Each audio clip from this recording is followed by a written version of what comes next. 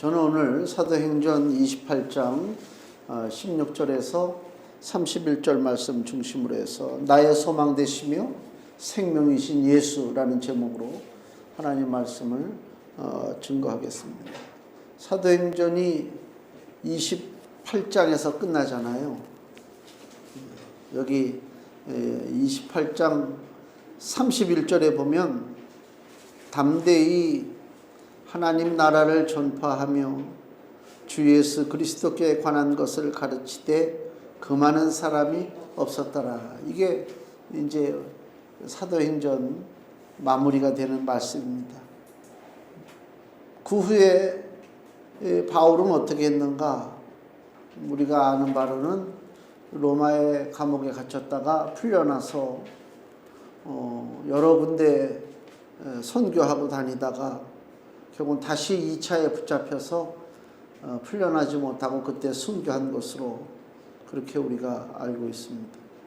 28장에 이 사도행전 28장을 볼 때마다 생각나는 게 그 전에 신학교 때 그 설교 실습 시간이 있어요. 7분 정도 시간을 줘요. 교수님이 앉아가지고 그 설교를 이제 평가를 하죠. 그러니까 얼마나 떨려요. 그죠? 학생들, 전도사들 다 앉아있지. 교수 앉아있지. 서서 앞에 나가서 7분 설교한단 말이에요. 7분 설교 쉬운 것 같죠? 절대로 안 쉽습니다. 굉장히. 더군다나 짧은 설교가 더 어려워요. 줄여서.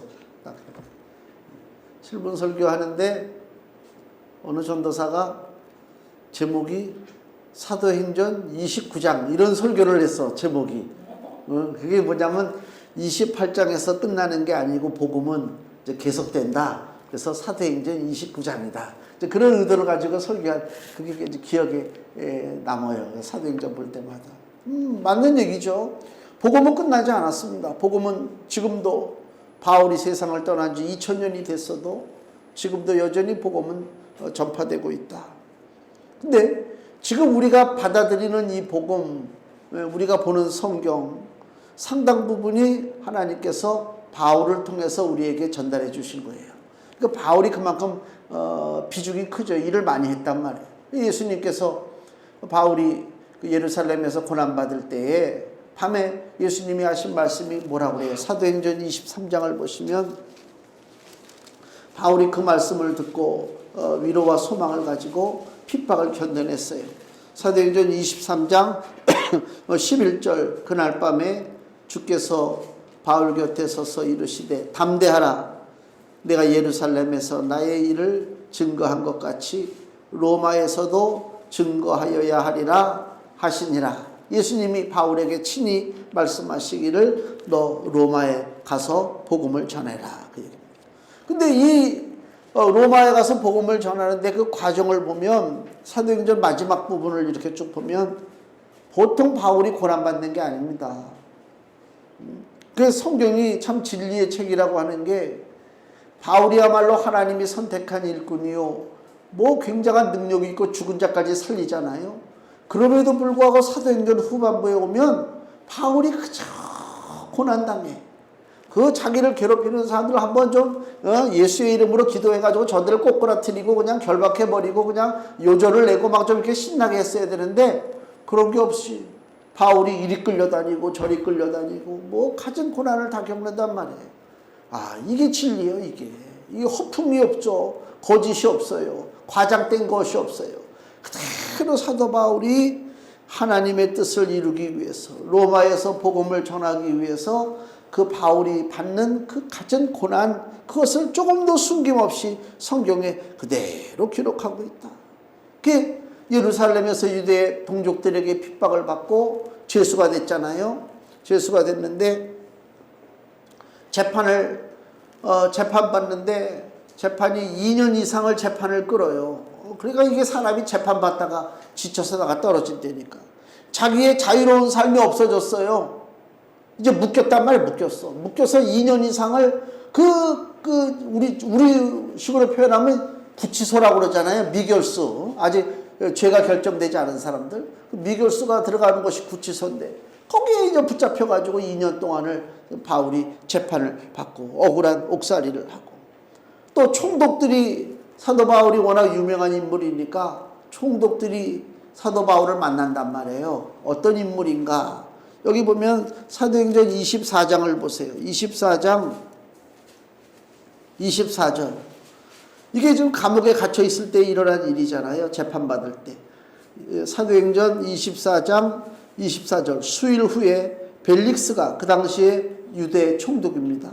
벨릭스가 그 안에 유대 여자 드루실라와 함께 와서 바울을 불러 그리스도 예수 믿는 도를 듣거늘.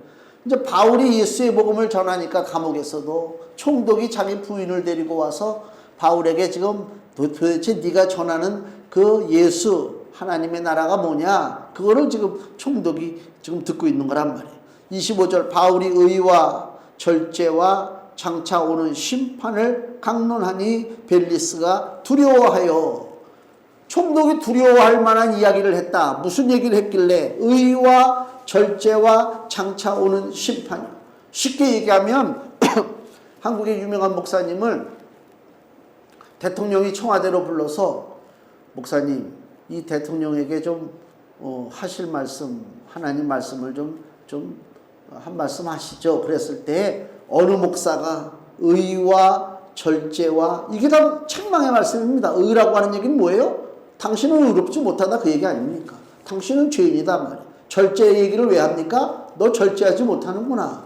네 정욕을 절제하지 못하고, 네 권력을 절제하지 못하고, 네 마음대로 살고 있구나. 책망하는 얘기요. 장차 오는 심판을 강구한, 너 그대로 살다가는 반드시 심판받는다. 그 얘기를 하고 있단 말이에요. 누가 과연 어느 목사가 청와대 초청받아가지고 대통령한테 이 얘기를 하겠습니까? 예전에 세상을 떠난 원로 목사님들, 그전에도 대통령들이 청와대에 불러서 들어갔다 나왔어요. 유명한 목사님이 계시는데 대통령을 위해서 축복기도 했다고 그래가지고 그것 때문에 두고두고 비난을 받고 손가락질 당한 걸 알고 있습니다. 왜 그러냐면 그 대통령이 정당한 방법으로 대통령이 된 게 아니고 이 혁명을 일으켜서 대통령이 된 사람이란 말. 누구라고 내가 이름은 얘기 안 하지만 머리가 좀 없는 사람이란 말. 근데 거기에 가가지고 그래도 또 딸에는 좀 위로의 기도를 받고 싶었는지 목사님 저를 위해서 좀 어떻게 좀 해주시죠. 그랬더니 축복 기도를 했단 말이에요. 이게 사람 심리가 그거예요. 절대 권력자 앞에서 야, 너 그렇게 하면 반드시 대가를 치른다, 이 얘기가 하기가 이게 쉽지가 않죠. 근데 바울은 그랬단 말이에요. 지금 의와 절제와 장차 오는 심판에 대해서 벨릭스에게 얘기를 하니까 여기 사도행전 24장 25절 뭐라고 그래요? 벨릭스가 두려워하여 대답하되. 총독이 두려워했다. 하나님 말씀을 들을 때. 이게 복음입니다. 복음은요 그냥 기분 좋으라고 얘기하는 게 복음이 아니요, 무조건 당신 저 축복받아, 걱정하지 마. 얼마 전에 저 뉴스 보니까 무당이 붙잡혔는데 거기에 돈을 수억을 뜯겼대. 야, 돈도 많어. 무슨 안 좋은 일이 있으니까 이거 돈을 이렇게 해가지고 해서 그 씨는 돈 가지고 해결하는지 그런 잡신 귀신들, 그거 아무것도 아니지. 그렇잖아요. 그러니까 가짜는 그거야. 가짜는 마취제만 준다. 마약만 갖다 고통당하는 사람에게 마약만 주는 거란 말이야. 진짜 하나님의 진리는 우리에게 죄가 무엇인가, 우리가 이대로 살면 어떤 심판을 받을 것인가, 이것이 복음이란 말이에요. 그걸 알아야 우리가 주님 앞에 엎드릴 거 아닙니까? 나는 죄인이로소이다. 내가 무릎을 꿇을 수 있지. 그냥 다 자기 잘난 맛에 산단 말이에요. 지금 세상들이. 뭐라고 그러면 왜? 내가 못나서. 그리고 대드는 세상이 아닙니까 지금. 이 벨릭스가 두려워했다. 두려워해서 어떻게 해요? 시방은 가라. 지금은 내가 결정하지 못하겠다. 예수님을 믿는지 안 믿는지 나 결정하지 못하겠고 내가 틈이 있으면 너를 부르리라 하고 그랬어요. 그리고 동시에 또 바울에게서 돈을 받을까 바라는. 그 와중에도 바울에게 뇌물을 받으려고. 왜? 돈 받으면 내가 너 재판 잘 좀 봐줄게. 그거 아닙니까? 지금도 무슨 일이 벌어져서 재판 받으면요, 어떤 사람들이 보통 재판에서 이기냐면 돈 많은 사람들이 이겨요. 왜 돈 많은 사람들이 이기냐면 변호사를 좀 아주 쟁쟁한 변호사를 쓰거든. 판사 출신, 검사 출신, 이런 사람들 있잖아요. 이름 좀 난 사람들. 그 사람들 변호사로 쓴다고. 돈이 어마어마하죠. 다 돈이란 말이에요. 이 당시도 마찬가지요. 그래서 바울에게서 돈을 받을까 바라는 거로 더 자주 불러 같이 이야기하더라. 바울이 그걸 몰랐겠어요? 저 사람이 왜 날 자꾸만 부르지? 저 복음을 들으려고 하는 건 아닌데, 아, 나한테 돈을 바라는구나. 근데 바울에게 돈이 있어요? 돈이 있어도 안 주겠지만 돈도 없어요. 그거를 알면서 거기 불려가서 그 사람을 만나고 있는 그 바울의 심정이 어떡하겠냔 말이에요. 그냥 뭐 이루 말할 수가 없죠. 그 고통이라고 하는 것은. 바울이 당하는 그 자존심 상하는 게 있단 말이에요. 고통당하고 있단 말이에요. 그리고 또 27절 사도행전 24장 이태를 지나서 2년이 지났어요. 그런 일이 반복됐습니다. 보르기오 베스도가 벨릭스의 소임을 대신한 총독이 바뀌었습니다. 지금 바울은 2년 동안 지금 감옥에 갇혀 있고 총독은 바뀌었어요. 벨릭스가 새로 된 그 총독 벨릭스가 유대인의 마음을 얻고자 하여 바울을 구류하여 두니라. 계속 잡아두고 있었다 그 얘기입니다. 이런 일들 뭐 이루 말할 수 없는. 그래서 바울이 나중에 궁극적으로 선택한 게 뭐예요? 로마 황제 가이사에게 항소한 거예요. 총식 재판 좀 로마에 가서 나를 좀 받게 해달라. 그래서 로마로 가는 배를 탔지 않습니까? 근데 어떻게 됐어요? 배가 풍랑을 만나가지고 배가 다 깨지고 배에서 엄청 많은 고생을 했습니다. 그리고 결국은 배가 다 부서졌어요. 배가 부서지니까 그 배에 있는 군사들이 죄수들이 도망간다 그래가지고 바울을 비롯해서 배에 탄 죄수들을 다 칼로 쳐 죽이려고 그랬다고. 하나님께서 백부장의 마음을 주장하셔서 거기에 책임자 되는 백부장이 야 칼로 죽이지 말라. 그래서 죄수들을 다 살아서 멜리다라고 하는 지금의 얘기하면 뭐 몰타 같은 섬인데 몰타라고 하는 그 섬에 배가 다 파손된 채로 사람들이 수용해가지고 몰타 섬에 상륙을 했단 말이에요. 그래서 이제 옷은 다 젖었잖아요. 옷은 다 젖어가지고 나뭇가지에 모아놓고 불 쬐고 있는데 성경에 뭐라고 돼 있어요? 나뭇가지에 붙어 있었던 독사가 튀어나와서 바울을 물었다. 그 지역의 그 주민들이 바라볼 때, 저 사람은 진짜 죄가 많은 사람이구나. 바다에서는 겨우겨우 풍랑을 이기고 살았지만은 결국은 저 독사에 물려서 죽을 수밖에 없는 운명, 얼마나 죄가 많으면 저럴까? 그리고 바울이 쓰러져 죽기를 바라보고 있었지만은 바울이 죽었다, 살았다. 그런 일들을 다 겪었단 말이에요. 그러니까 뭐 하나 제대로 되는 일이 없어 쉽게. 꼬이고 그냥 뭐 비틀고 막 그 웬만한 사람 같으면 아이고 하나님 난 못하겠습니다. 차라리 난 죽겠습니다. 저 누구야 요나가 그랬잖아요. 니누에 성 가서 복음 전하고 나서 기껏 복음 전하고 나니까 사람들이 막 회개하고 난리치고 막 하나님 찾으니까 저놈들이 왜 웬일로 회개해? 저거 우리를 괴롭히는 이방 민족인데. 그리고 요나가 산꼭대기에 올라가서 하나님 앞에 항의하기를 차라리 날 죽여달라. 막 그런 사람들도 있어요. 근데 바울은 어땠다고요? 그렇게 심각한 일을 겪고 자존심 상하는 일을 당하고 어려움을 겪었음에도 불구하고 그 배후에 뭐가 있다고 하는 사실을 알았느냐? 마귀가 배후에 방해하고 있다고 하는 사실을 알았다. 그러니까 마귀가 방해하는 데는 우리가 절대로 양보하면 안 되지. 사람한테는 양보하고 사람한테는 우리가 허리를 숙일 수 있을지언정 마귀한테는 우리가 양보하고 허리를 숙일 수가 없다 그 얘기입니다. 바울이 그랬다는 것입니다. 그러니까 이런 과정들을 쭉 보면 바울이 두려워할 만한 일들이 너무나 많이 있었다. 두려워할 만한 일들이 많이 있습니다. 그러니까 결론적으로 얘기할 때 주변에 그 바울을 두렵게 하고 주눅들게 하고 좌절하게 하고 낙심들게 하고 우울하게 만드는 일들이 너무나 많이 생겨나는데도 불구하고 과연 그러면 사도 바울은 그 환경에 자기의 몸을 맡기고 그냥 되는 대로 살았느냐? 그러지 않고 다시 마지막 28장 31절에 바울의 그 마지막 모습이잖아요. 성경에 기록된 담대히 하나님 나라를 전파하며 주 예수 그리스도께 관한 것을 가르쳤다. 하나님 나라와 예수 그리스도가 바울의 주 관심이다. 왜 바울이 두려워할 만한 일들이 많은데도 불구하고 바울이 두려워하지 않고 하나님 나라와 예수를 증거할 때 바울이 배포가 커서 그런 게 아닙니다.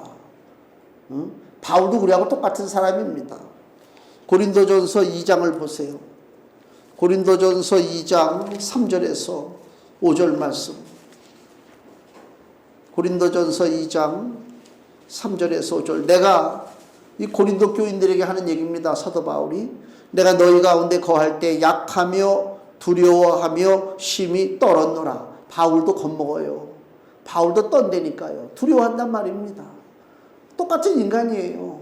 응? 두려워하고 두렵고 떨고 내 말과 내 전도함이 지혜에 권하는 말로 하지 아니하고 다만 성령의 나타남과 능력으로 하여 즉 나는 두려우니까 내가 가지고 있는 능력 가지고는 아무것도 못하고 어떻게 한다고요? 성령의 능력으로 하고 너희 믿음이 사람의 지혜에 있지 아니하고 다만 하나님의 능력에 있게 하려 하였노라. 아멘. 그 얘기 무슨 얘기냐면 나도 겁나, 나도 두려워, 나도 약해. 그러나 내가 살아가는 것은 내 능력이 아니라 성령의 능력이야. 우리 주 예수의 능력이야. 너희들도 마찬가지야. 너희들도 이 땅을 살아가는데 하나님의 능력으로 살지 너희들 그 짧은 지식과 지혜 가지고 살려고 발버둥치냐? 인생 아무것도 아니다. 바울이 그 얘기를 하고 있는 것입니다.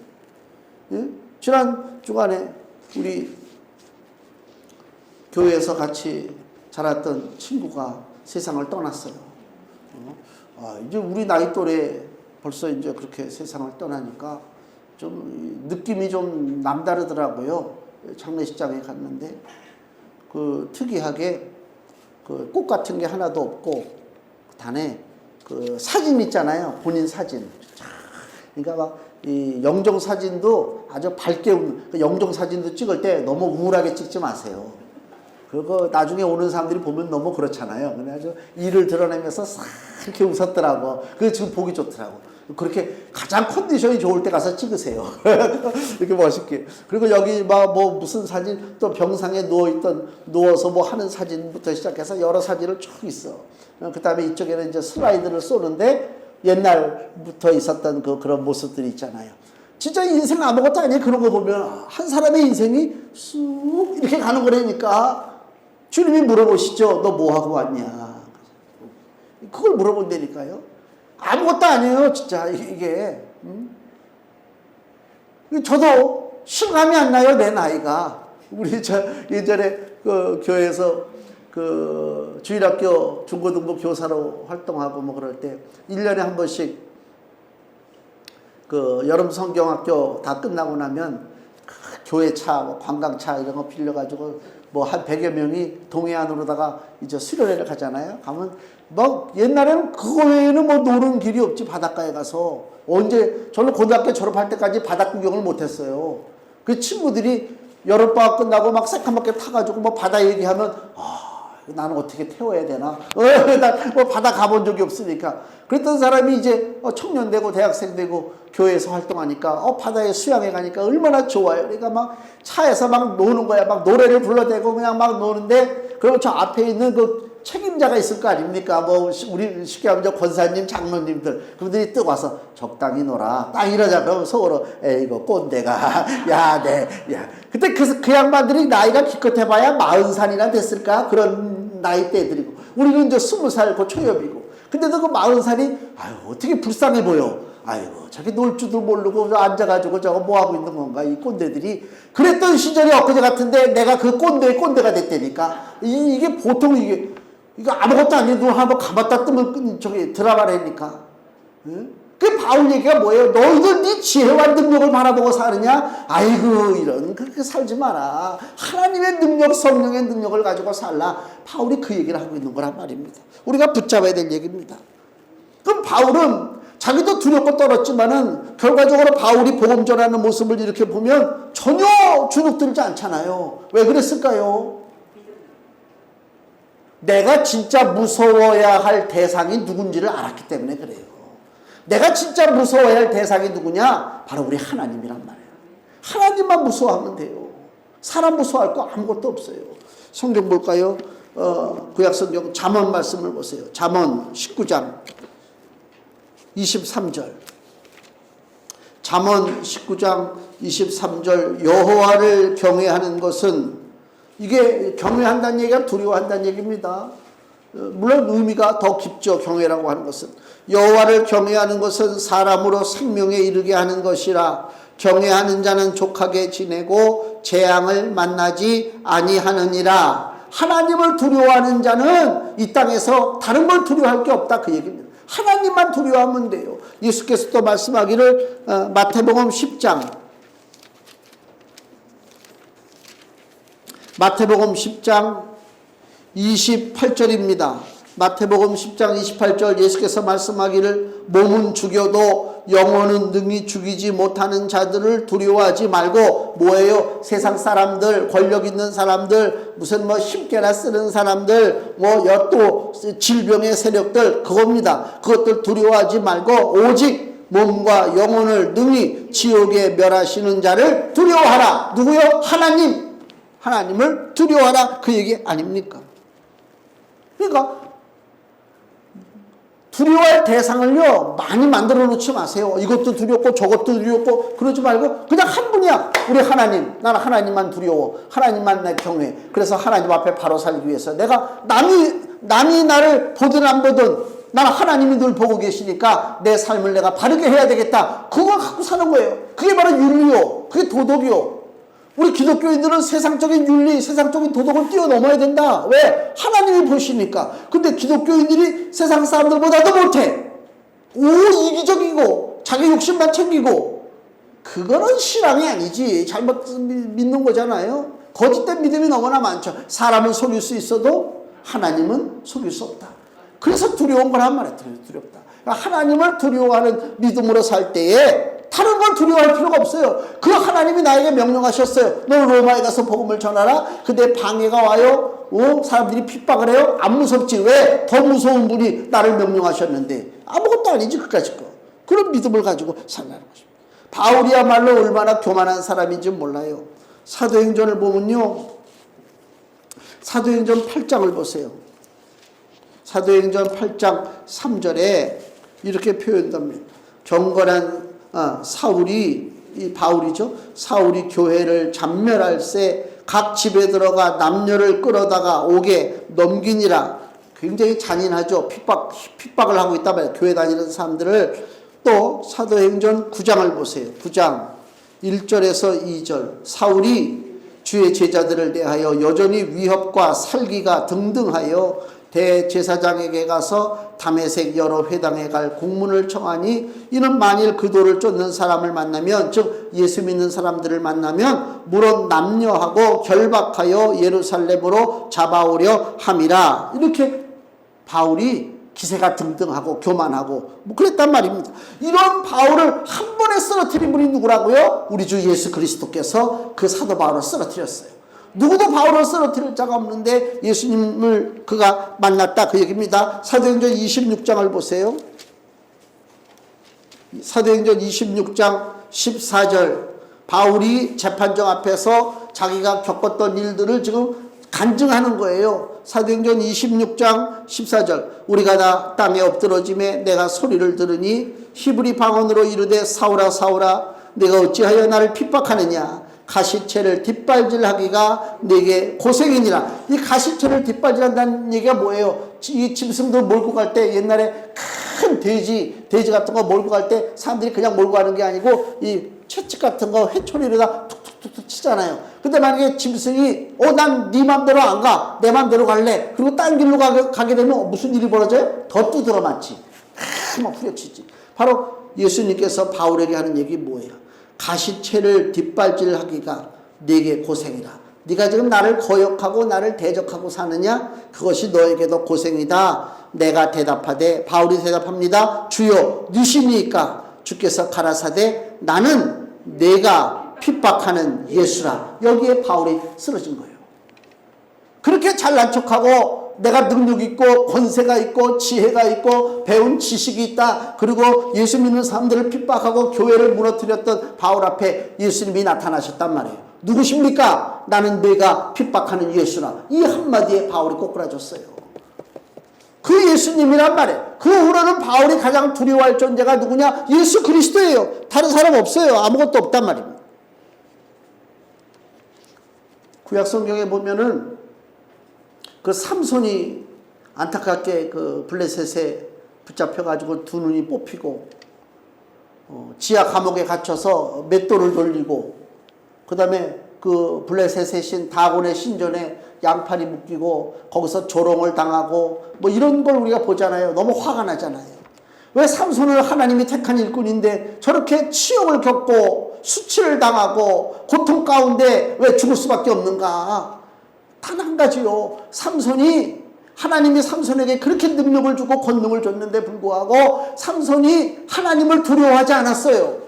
하나님을 두려워하지 않는다는 얘기는 뭐예요? 내가 권세가 있고 능력이 있으니까 내가 최고야. 내가 주인이야. 내가 주인이라는 얘기는 무슨 얘기냐면 내가 육신의 정욕대로 내 맘대로 산다 그 얘기입니다. 내 돈 가지고 먹고 내 돈 가지고 마시고 내 돈 가지고 뭐 사고 다 육신의 정욕 아닙니까? 그러다 자기가 주인이란 말이에요. 그러니까 이 삼손도 착각하는 거예요. 삼손은 그릇이요. 하나님은 토기장이요. 토기장이가 지륵 하나 가지고 하나는 귀하게 쓸 그릇, 하나는 천하게 쓸 그릇을 만들 수가 없겠느냐? 하나님 마음대로 다 만든단 말이에요. 나는 아무것도 아니요. 하나님이 만들기 나름이요. 근데 마치 하나님께서 때로는 귀한 그릇을 만들었어요. 아, 내가 귀한 그릇이구나. 그리고 어깨에다 힘줍니까? 천만의 말씀이요. 다 용도가 지나고 시간이 지나면 아무리 좋은 그릇도 금이 가고 낡아져서 결국은 다 바꿔버리잖아요. 우리는 흙으로 지은 존재란 말이에요. 연약한 존재라 아무 소용이 없죠. 다 던져지고 나도 없어지는 흙으로 돌아가는 그런 존재인데 그걸 알지 못하고 여전히 기세등등해서 자기 뜻대로 자기 마음대로 살다가는 원수들한테 붙잡혀서 두 눈이 뽑혀요. 두 눈이 뽑힌다는 얘기는 뭐예요? 분별을 못해. 앞을 보지 못하. 묶여가지고 저것들의 종노릇이나 하고 노르개거리가 되고 그렇게 살아가는 인생들이 많잖아요. 그럼 어떻게 그 암담한 현실, 묶인 현실, 장님과 같이 앞도 내다보지 못하고 흑암 속에 사는 인생에서 우리가 벗어날 수 있느냐? 바로 삼손이 외쳤잖아요. 주여 한 번만 나에게 힘을 주사 나를 영하고 이 수치를 전면하게 하소서. 하나님 앞에 매달리는 거예요. 그러니까 궁극적으로 우리가 이 땅 살면서 믿고 바라볼 때가 많죠. 때로는 사람도 믿고 바라보고 물질도 믿고 바라보고 여러 가지 그런 게 많잖아요. 내가 가지고 있는 재주, 기술, 지식 다 믿고 바라볼 때가 많아요. 그러나 마지막에 궁극적으로 우리 입으로 고백해야 될 것이 뭐냐? 하나님, 내가 마지막으로 의지하고 바라볼 때는 하나님밖에 없다라고 하는 그 고백, 그게 진짜다 그 얘기입니다. 그 고백을 우리가 평상시도 해야 된다 그 얘기예요. 그래야 순간순간 때를 따라 도우시는 하나님의 은혜가 우리 가운데 임하게 될 줄로 믿습니다. 오늘 본문의 20절 말씀을 보세요. 바울이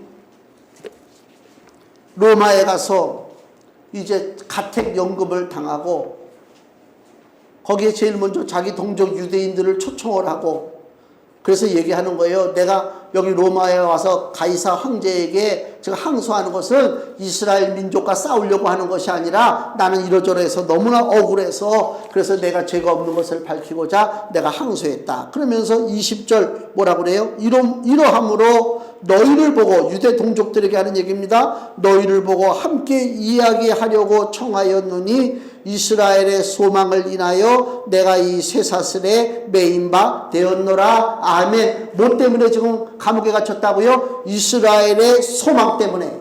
이스라엘의 소망이라고 하는 얘기는 무슨 얘기냐면 우리는 모르는 얘기지만 그 당시에 이스라엘 사람들 유대인들은 유대의 소망, 이스라엘의 소망 그러면 아 메시아 이렇게 딱 답이 나오는 거예요. 이스라엘이 고통을 당하고 어려움을 당하니까 늘 이스라엘 사람들이 가지고 있던 사상이 뭐냐? 메시아 대망 사상이라.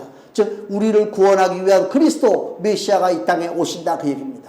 근데 문제는 뭐냐? 이스라엘 백성들이 바라는 메시아는 정치적이고 군사적이고 경제적인 메시아이기 때문에 우리를 해방시키고 우리를 잘 먹게 하고 잘 살게 하는 그러한 위대한 지도자를 바라보는 거다. 근데 바울이 바라보는 메시아는 그렇게 잘 먹고 잘 살고 군사적으로 힘 있는 메시아가 아니라 우리를 죄와 저주로부터 건져내서 지옥 심판을 면하게 하는 우리 영혼의 구세주, 그분이 바로 메시아다. 바울이 얘기하는 게 그겁니다. 성경도 마찬가지고요. 그러니까 바울이 얘기하는 메시아와 이스라엘 백성들이 얘기하는 메시아가 이게 좀 틀려.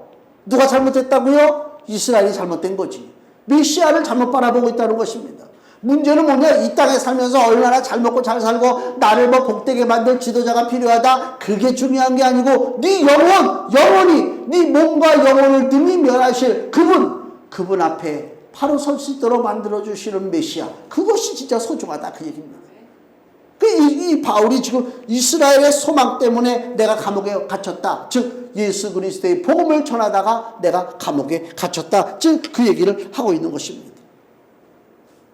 사도행전 23장 6절에도 예루살렘에서 재판받을 때 똑같은 말을 반복을 해요. 사도행전 23장 6절 바울이 그 한 부분은 사두개인이요 한 부분은 바리새인인 줄 알고 공회에서 외쳐가로되 여러분 형제들아 나는 바리새인이요 또 바리새인의 아들이라 죽은 자의 소망입니다. 곧 부활을 인하여 내가 신문을 받노라. 이스라엘의 소망과 죽은 자의 소망은 연결됩니다. 죽은 자의 소망이 뭐라고요? 부활하는 것입니다. 다시 살아나는 것입니다.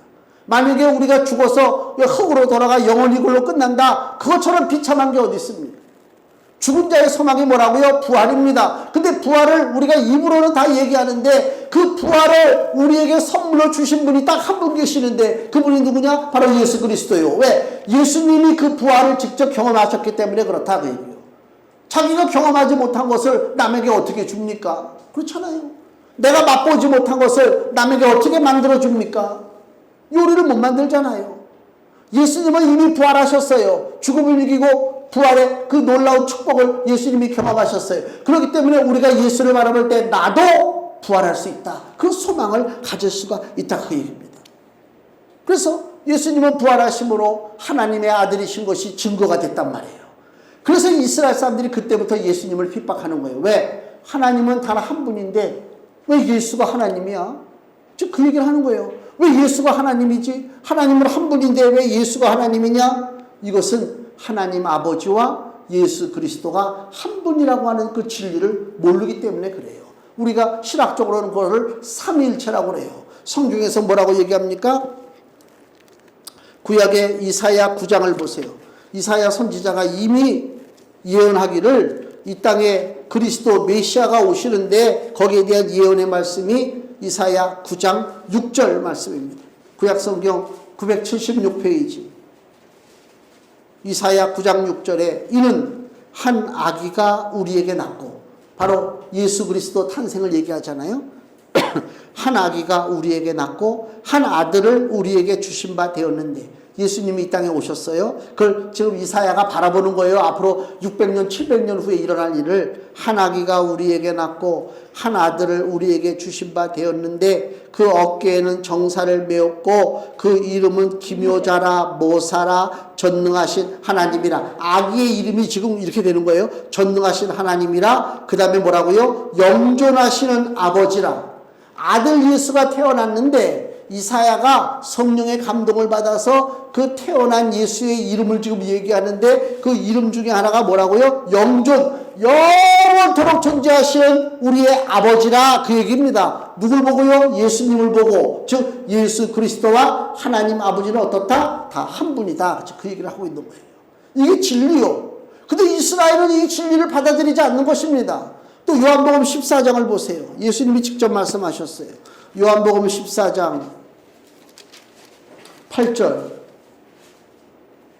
요한복음 14장 8절에서 10절 말씀. 빌립이 가로되 주여, 예수님께 하는 얘기입니다. 아버지를, 즉 하나님 아버지를 우리에게 보여주옵소서. 그리하면 족하겠나이다. 예수께서 가라사대 빌립아, 내가 이렇게 오래 너희와 함께 있으되 네가 나를 알지 못하느냐? 나를 본 자는 누구를 봤다고요? 아버지를 보았거늘 어찌하여 아버지를 보이라 하느냐? 나는 아버지 안에 있고 아버지는 내 안에 계신 것을 네가 믿지 아니하느냐? 내가 너희에게 이르는 말이 스스로 하는 것이 아니라 아버지께서 내 안에 계셔 그의 일을 하시는 것이라. 아멘.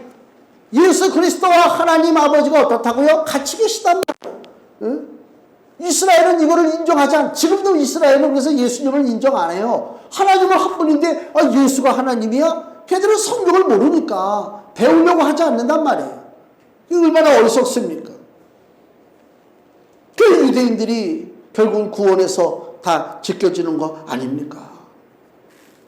바울이 그 유대인들 모아놓고 복음을 전하는데 여기 보니까 보세요. 23절 저희가 일자를 정하고 그의 우거하는 집에 많이 오니 유대인들이 많이 오는 거예요. 이제 사도 바울이 가택연금 당한 곳에 바울이 아침부터 저녁까지 강론하여 하나님 나라를 증거하고 모세의 율법과 선지자의 말을 가지고 즉 구약 성경을 가지고 예수의 일로 권하더라. 하나님 나라와 예수님의 복음을 전합니다. 근데 반응은 어때요? 24절 그 말을 믿는 사람도 있고 믿지 아니하는 사람도 있어요. 대부분이 믿지 않습니다. 그래서 바울이 바로 이 말씀을 다시 인용합니다. 26절 일러스되 이 백성에게 가서 말하기를 너희가 듣기는 들어도 도무지 깨닫지 못하며 보기는 보아도 도무지 알지 못하는도다. 이 백성들의 마음이 완악하여져서 그 귀로는 둔하게 듣고 그 눈을 감았으니 이것입니다. 그 당시에 이 상태예요. 이스라엘의 상태가 우둔하다, 어리석다, 교만하다.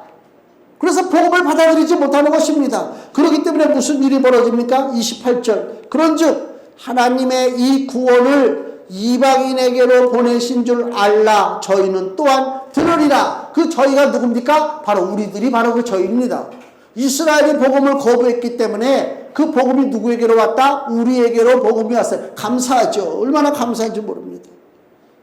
그 우리에게 소망이 됐다는 것입니다. 바울이 어려운 환경 속에서 하나님 나라와 예수님의 복음을 전했습니다. 이미 예수님을 통해서 하나님의 나라가 이 땅에 이루어졌어요. 자, 이제 마지막으로 우리 금주 말씀을 보겠습니다. 마태복음 12장 28절 같이 읽겠습니다. 그러나 내가 하나님의 성령을 힘입어 귀신을 쫓아내는 것이면 하나님의 나라가 이미 너희에게 임하였느니라. 아멘. 우리에게 하나님 나라를 가져오신 분이 누구냐? 주 예수 그리스도라 그 얘기입니다. 세상의 우상 종교와 거짓과 위선과 살인과 폭력과 온갖 정욕의 더러운 것에 뒤에서 숨어서 역사하는 그 마귀 세력을 꺾어버리고 묶어버리고 내쫓아버릴 존재가 이 땅에 딱 한 분이 계시는데 그분이 누구라고요? 예수 그리스도란 말. 그 예수 그리스도를 우리가 온전히 모시고 그분을 따라갈 때 그분을 통하여 하나님의 나라가 우리의 가정에 우리의 삶 속에 이 땅에 온전하게 이루어질 줄로 믿습니다. 하나님 나라가 있는 곳에 고통이 사라지는 곳입니다. 근심이 사라지는 것입니다. 그것이 우리가 궁극적으로 바라봐야 할 삶입니다. 이 땅의 삶은요 다 고난입니다. 이루 말할 수가 없습니다. 허무합니다. 허무하단 말이에요.